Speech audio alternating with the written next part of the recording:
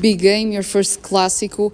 People usually say that these kind of games, it's a lot about the emotions. I would like to know what's your perspective about these big games, and of course, what do you think Sporting can bring to this game? Thank you. For sure, these games are also affected a lot by the emotional part. So for me, the crucial part is to treat this game like one more, in the way that, of course, is going to be really important, the results, but as well, winning, losing or drawing is not going to define anything, because we are just at the start of the season. So what we need to approach the game with the attention that is deserved, but also not to let's say make it bigger than what it is. RTP.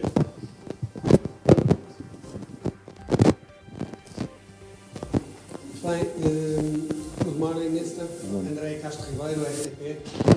I want to ask you, is it possible for Samu to go to the game against Sporting? And if you can answer, the Pablo Rosario, are you thinking of using the player to the game? Okay. So about Samu, let me mention a couple of things. He will be in the match. And I think we need to really congratulate Samu for the effort, because since the moment of the injury and the day after, he started to work really hard, 12 hours per day, making all the possible treatments, making all the work that he could do. So this honestly means a lot about his commitment to the club, his desire to be part of the game tomorrow. And in the other side, I'm really grateful and thankful for the medical staff, the two doctors, Alvaro, and all the people that work with him in this day to treat him here in Olival, at home, even in the night after dinner. So I think the effort of the medical staff and Samu to be ready as soon as possible has been fantastic. And yeah, thanks to their effort, he will be in the squad tomorrow. About Pablo, he just arrived. He did the first training session with us, but he will travel with us to Lisbon. He's a player that I know very well. I worked with him one season. He's a soldier. He's a player that is capable to play in 2-3 different positions, even 4. Great guy, great character, great mentality, top teammate, and as well a very good player. Sport TV. Hi, Rodrigo Magalhães from Sport TV. Sporting coach Rui Borges says it a few minutes ago that he has said that Sporting is a little bit favourite. What do you think about? And if you were able at the moment to play the same way that you played last matches, or Sporting advises you some caution? So we go there with a lot of respect in the way that we go to play at the home of the champions in the last 2 seasons. So it's correct, because what Rui Borges said. Temos, sobretudo, grande respeito por parte da formação do Sporting Clube de Portugal, um grande clube, uma equipa de Liga dos Campeões. Obviamente que sabemos que o adversário tem bons jogadores, tem jogadores de grande talento, certamente irão complicar a nossa tarefa dentro das 4 linhas, mas estamos motivados, sabemos também da nossa qualidade, enquanto equipa, queremos somar mais 3 pontos. Temos tido um bom arranque de temporada e é precisamente assim que queremos manter o nosso score.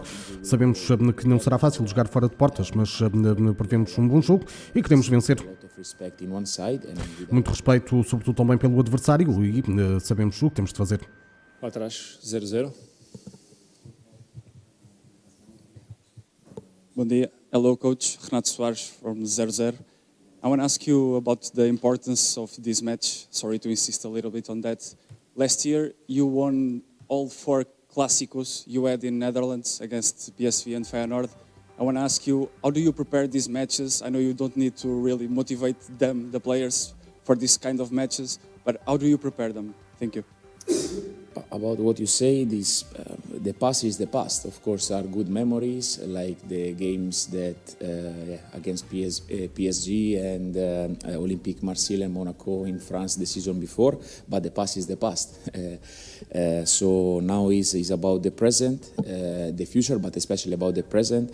And the present now is Sporting. It is going to be a completely different scenario. So it's not really something that how to say, I can consider with a different eyes. So we prepare the game with the same attention that we prepare all the games. It was a bit more complicated maybe to prepare it because you know that usually ideally to prepare the game you need to see a lot of games when the opponent are with 11. And the last games was a bit difficult to find images with the opponent against Sporting with 11 for this season, but also for the last season, since Rui Borges took over.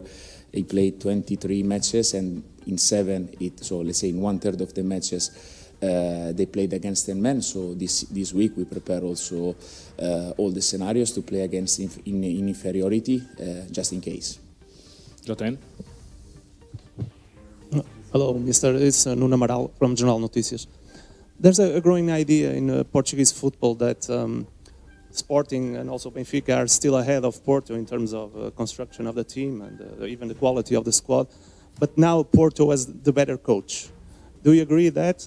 And if you don't, how do you you feel the responsibility to strengthen the team to match the rival standards? So if you ask me if I feel the responsibility, yes, I do, a lot. For me, better coach, better team. Like everything at the end goes always, with the results. For me, like I told you, is not really. We are not really in a race with the others. Now the race is with ourselves. In the way that myself and the staff, we are trying everything that we can to improve the players, to make them better individually and collectively. And the opposite way around. The club, I think, is doing their really best to make the team stronger and more balanced.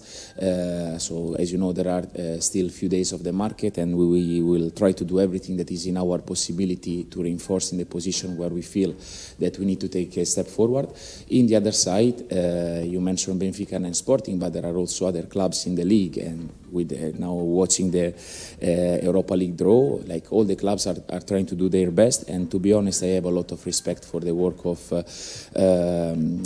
all the coaches, because at the end, all of us in different places, we are trying our best. So I think it's very unrespectful to say that one is better of the other. Everybody is good in his own way. Sometimes you are a bit luckier to find a certain chemistry with the team and to have better or a bit worse results. Record. Farioli aqui mais uma vez a destacar também que essa qualidade da formação do Sporting, mas a assumir que está convicto também da qualidade do Futebol Clube Porto para conseguir um bom resultado na deslocação até Alvalade. I'm really satisfied with the work that we are doing. I mentioned last week, and let me say I can confirm that also this week has been a great week in terms of work. The way that I evaluate my job and the job of the players is mainly about the feeling that when I go home back to my family, when I open the door, if I go back with a smile, it means that the job that we did here in the training center is good. And so far this player really helped me a lot to go back to my kids and to my wife with a big smile. Almost every day. I think just I came back home in these 2 months, maybe 1 or 2 times a bit upset. But let me say, with the standard that we have and how demanding I am, to go home happy is not an easy job, and these guys are doing honestly a great job. Sobretudo aqui Farioli a avaliar também o trabalho que tem sido feito no Futebol Clube Porto. Considera que o trabalho tem sido positivo e que todos os jogadores estão agregados à sua ideia que colocou nesta equipa para, de facto, conseguir regressar aos sucessos. Good morning, Mr. One question more in general. In which point of your career arrives the offer of Porto? Because it's a very huge club and you are still very young coach. If you consider that you are prepared to this challenge. And one more difficult question, if it's possible. So let me go one by one. So about being prepared, I think we are never really prepared. I think it's we always discover things while we are inside. That's why one of the things that I used to have in my mind very clear is the humbleness, in the way that, of course, you go with your ideas, or you come in with your ideas, with your principles, the way that you would like to play, etc., etc.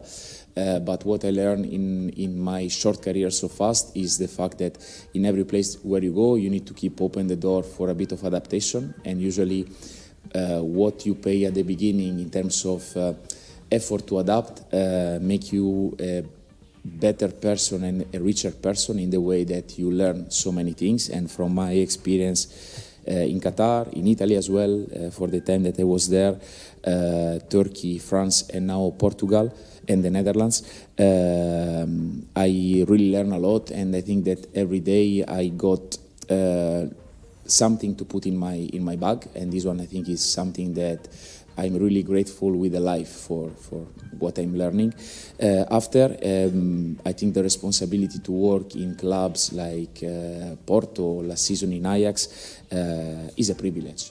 It is. When you play in front of 50,000 people, full stadium, all the matches, in a club that when you walk into the museum, you see the Champions League there, yeah, it's a privilege, it's a responsibility.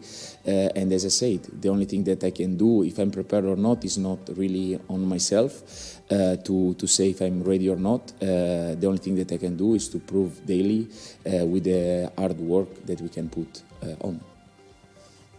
Yes, and that the more difficult is about your adaptation here in Portugal. You're from Tuscany, where wine is very important in a life, in a day. So. And my parents, they used to have a restaurant, so. Okay, yeah. So better Italian or Portuguese wine? So maybe you cannot believe it, but since I arrived, I didn't drink wine. So so far is not. I cannot compare.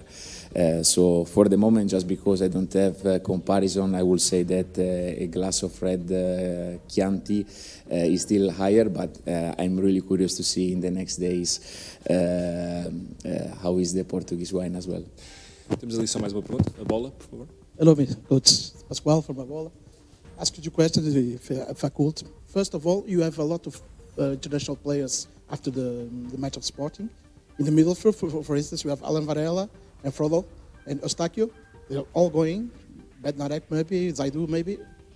All can influence the operations here after the match, yeah. And the process. First of all, I think you mentioned Alan. I think he's a great success for himself, for the club, for the teammates, because I think when a player got like this type of individual rewards, is a success of course of the player itself, but for the whole organization, and I think he really deserved for what he did since day one.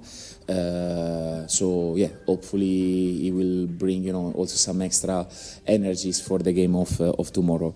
About how to manage the international break, I think that is one of the scenarios that of course we have to be really prepared in the way that many players will leave.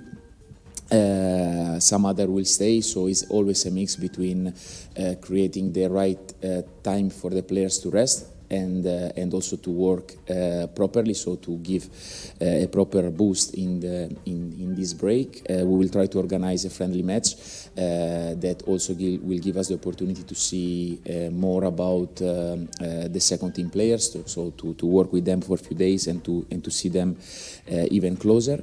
And after we will break the week before National once again in the middle, so we'll have one day where everybody we will be back, and after the 2-3 days before National.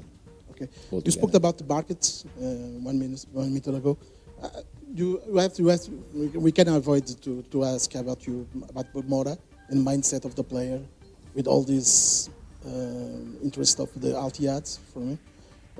Do you think he's in the right mindset to play at Porto this moment? And do you believe he will stay after Monday? So thank you. You cannot avoid to ask. I can maybe avoid to answer, but you are lucky. I will give you the answer that you deserve. in the way that Rodrigo is here. My feeling that he's totally connected with us, but of course, again, this is a personal opinion. I think he's ready to play an important role for the game of tomorrow.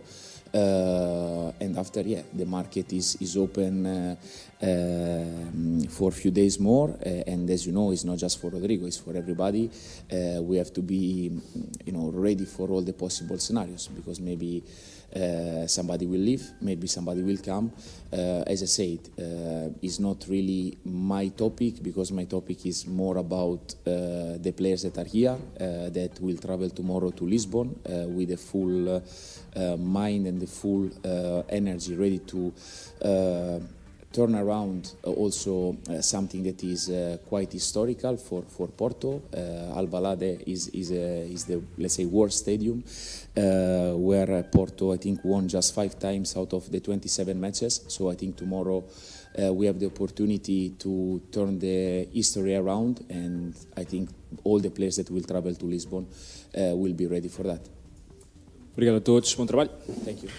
E foi esta na conferência de imprensa também de Francesco Farioli, o técnico do Futebol Clube Porto, Antevisão na partida que coloca frente a frente Sporting e Futebol Clube Porto, o grande jogo da jornada 4 da Primeira Liga na Portuguesa, que acontece este sábado pelas 8h30 da noite, o grande clássico realizado no renovado estádio de Alvalade e que vai poder acompanhar com relato na Primeira Rádio Desporto, à semelhança de todas as partidas relativamente às contas do principal escalão do futebol na Portuguesa. Já sabe tudo para ficar a saber na Primeira Rádio Desporto, tudo para acompanhar aqui na Gol FM relativamente às contas da quarta jornada, num dia em que conhecemos também os adversários, quer de Futebol Clube Porto, quer de Sporting Clube de Braga, na fase de Liga da Liga na Europa. Conhecemos também os convocados de Roberto Martínez e o selecionador nacional da Seleção A, e também o selecionador Luís Freires da Seleção Nacional de Sub-21, que também divulgou os seus convocados, num dia em que também acompanhamos essa conferência de imprensa, não só do Francesco Farioli, que estivemos a acompanhar há poucos instantes, mas também Rui Borges, para nesse grande clássico